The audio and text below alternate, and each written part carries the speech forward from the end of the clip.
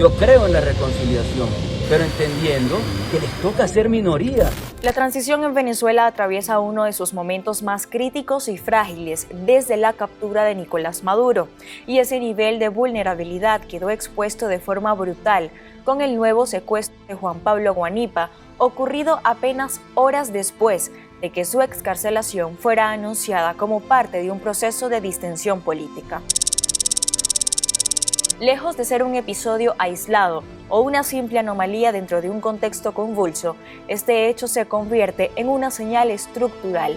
La transición está siendo saboteada desde adentro del propio chavismo por sectores que se niegan a perder poder y que están dispuestos a recurrir, como siempre, a la violencia para impedir cualquier reconfiguración real del sistema. La redetención de Guanipa no solo rompe el relato oficial de apertura, sino que revela la existencia de una fractura profunda, peligrosa y potencialmente explosiva en el seno del poder. La secuencia es tan reveladora como alarmante. Guanipa, uno de los dirigentes más simbólicos de la oposición, fue liberado en el marco de una ronda de excarcelaciones promovidas desde la cúpula oficialista, presentadas como un gesto de reconciliación nacional y una señal de buena voluntad hacia la comunidad internacional. Durante horas, su liberación fue celebrada como un indicio de que la transición avanzaba, aunque de forma lenta y controlada. Sin embargo, la ilusión duró poco. En cuestión de horas, hombres armados lo interceptaron, lo sacaron por la fuerza y lo devolvieron a la clandestinidad carcelaria sin orden judicial clara, sin procedimiento legal y sin explicación institucional. Fue un acto de poder crudo, directo, diseñado para enviar un mensaje.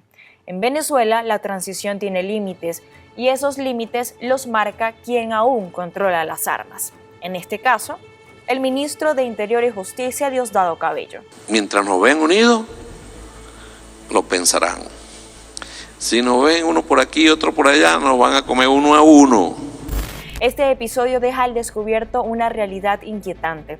El chavismo ya no actúa como un bloque monolítico, sino como una estructura fragmentada donde distintas facciones compiten abiertamente por el control del futuro político del país. En un extremo se ubica el sector que apuesta por una transición negociada, encabezado por Delcy Rodríguez, quien ha asumido el rol de articuladora principal de un proceso de salida pactada bajo la presión, supervisión y tutela directa de Estados Unidos. Su estrategia busca preservar cuotas de poder, garantizar impunidad a sectores clave, reinsertar a Venezuela en el sistema financiero internacional y estabilizar mínimamente la economía mediante la reapertura del mercado petrolero. Para ello, ha impulsado gestos simbólicos y políticos, como la liberación parcial de presos políticos, el diseño de una ley de amnistía, la reactivación de canales diplomáticos y la moderación discursiva frente a Washington y Europa.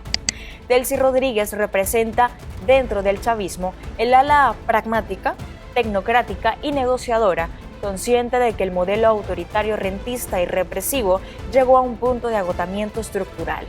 Su apuesta no es por una democratización plena, sino por una transición controlada, cuidadosamente dosificada, que permita reciclar al chavismo en una nueva arquitectura de poder, preservando la élite gobernante y evitando un colapso que derive en persecuciones judiciales masivas. En esta lógica, la liberación de presos políticos cumple una función instrumental. Sirve para generar confianza, reducir la presión internacional y construir un clima propicio para acuerdos más profundos, especialmente en materia energética y financiera. Pero este proyecto choca frontalmente con los intereses del ala dura del chavismo, encabezada por Diosdado Cabello, quien encarna la visión militarizada, autoritaria y confrontacional del poder. Porque el que ose poner un pie en Venezuela se va a enfrentar a la furia de un pueblo. Cabello no concibe la transición como una salida pactada, sino como una rendición encubierta y percibe cualquier concesión como una amenaza directa a su supervivencia política y personal.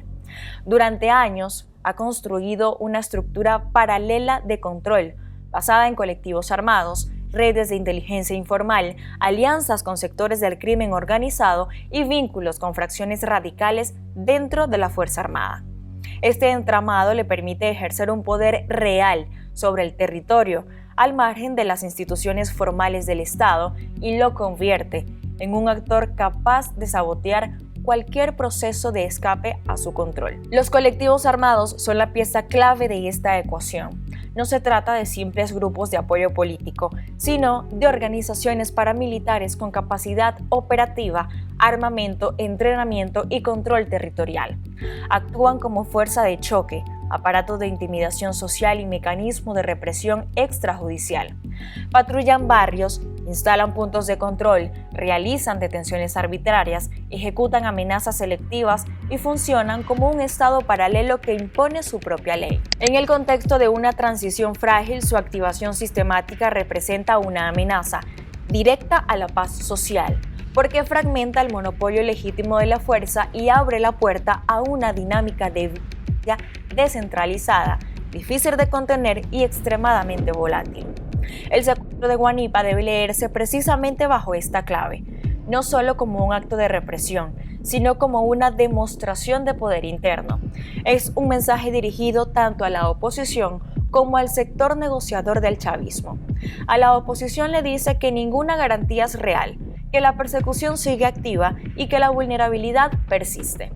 A Delcy Rodríguez le advierte que su margen de maniobra es limitado, que existen líneas rojas y que no puede cruzar sin provocar una reacción violenta.